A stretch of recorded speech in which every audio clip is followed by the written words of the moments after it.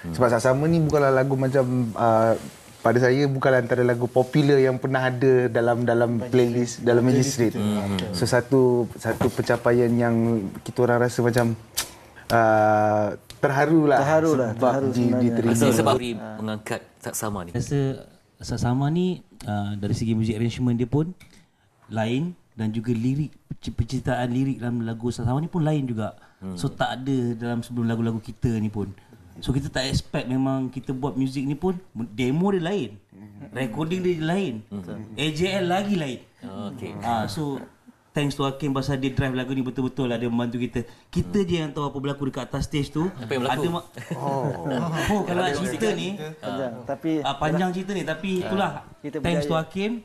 Sebab dia menolong kita, memang betul-betul nasib ni tau. maksudnya Kita pakai in-ear. Okey, Kita pakai in-ear monitor. Jadi masa kejadian ni daripada yang first part tu drum masuk, band member semua tak dengar drum. Sampailah ke solo. Jadi apa yang berlaku sebenarnya diorang berpandukan saya punya suara. Jadi kalau saya lari tempo masa ketika itu, diorang pun terabur juga. Betul.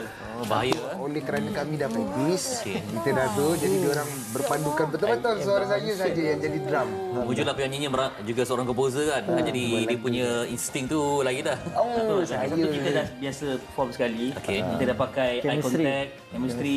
So ini penting chemistry dalam band. Nasib baik kita ada benda tu. Bedal. Alhamdulillah.